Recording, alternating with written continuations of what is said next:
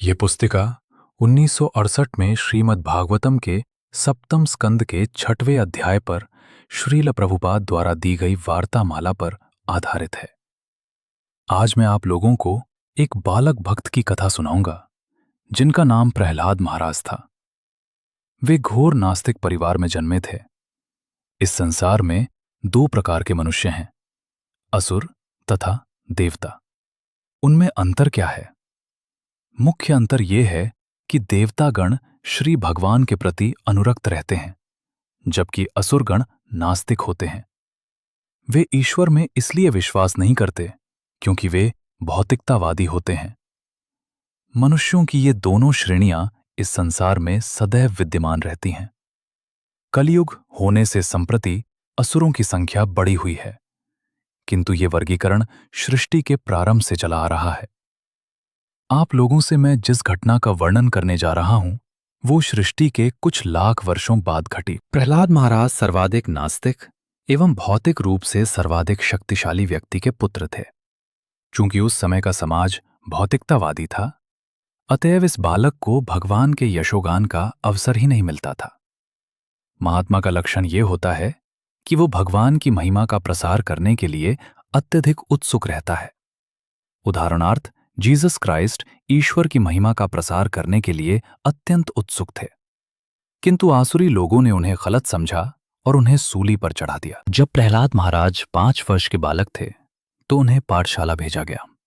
जैसे ही मनोरंजन का अंतराल आता और शिक्षक बाहर चले जाते, वे अपने मित्रों से कहते, मित्रों, आओ हम कृष्ण भावनामृत के विषय में चर्चा करें। ये दृश्य श्रीमद् भागवतम के सप्तम स्कंद के 6वें अध्याय में वर्णित है। भक्त प्रहलाद कहते हैं, मित्रों, ये बाल्यावस्था ही कृष्ण भावनामृत अनुशीलन करने का उचित समय है। और उनके बाल मित्र उत्तर देते हैं, ओह, हम तो खेलेंगे, हम कृष्ण भावनामृत क्यों ग्रहण करें? प्रत्युत्तर में प्रहलाद महाराज कहते हैं, यदि तुम लोग बुद्धिमान हो तो बाल्यावस्था से ही भागवत धर्म प्रारंभ करो। श्रीमद् भागवतम भागवत धर्म प्रस्तुत करता है, अर्थात ये ईश्वर विषयक वैज्ञानिक ज्ञान तक ले जाता है। भागवत का अर्थ है पूर्ण पुरुषोत्तम भगवान और धर्म का अर्थ है विधि विधान। ये मानव जीवन अति दुर्लभ है। ये एक महान सुयोग है। इसीलिए भक्त प्रहलाद कहते हैं, मित्रों, तुम लोग सभ्य मनुष्यों के रूप में उत्पन्न हुए हो, अतः तुम्हारा ये मनुष्य शरीर क्षणभंगुर होते हुए भी महानतम सुयोग है। कोई भी व्यक्ति अपनी जीवनावधि नहीं जानता। ऐसी गणना की जाती है कि इस युग में मनुष्य शरीर 100 वर्षों तक जीवित रह सकता है, किंतु जैसे जैसे कलयुग आगे बढ़ता जाता है, वैसे वैसे जीवन की अवधि, स्मृति, दया, धार्मिकता तथा अन्य ऐसी ही विभूतियां घटती जाती हैं। अतएव इस युग में दीर्घायु अनिश्चित है। केकर यद्यपि मनुष्य का स्वरूप क्षणिक है, फिर भी इसी मनुष्य रूप में आप जीवन की सर्वोच्च सिद्धि प्राप्त कर सकते हैं। वो सिद्धि क्या है? सर्वव्यापक भगवान को जान लेना। अन्य योनियों में ये संभव नहीं है। चूंकि हम क्रमिक विकास द्वारा ये मनुष्य स्वरूप प्राप्त करते हैं, इसलिए ये दुर्लभ अवसर है। प्रकृति के नियमानुसार आपको अंततः मनुष्य शरीर दिया जाता है, जिससे आप आध्यात्मिक जीवन को प्राप्त करके भगवत धाम वापस जा सकें। इस जीवन का चरम लक्ष्य पूर्ण पुरुषोत्तम भगवान श्री विष्णु या श्री कृष्ण हैं।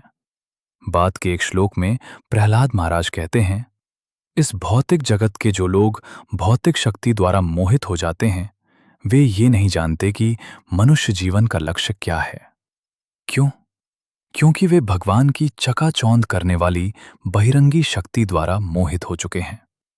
वे ये भूल चुके हैं कि जीवन तो सिद्धि के चरम लक्ष्य भगवान श्री विष्णु को समझने के लिए एक सुअवसर है।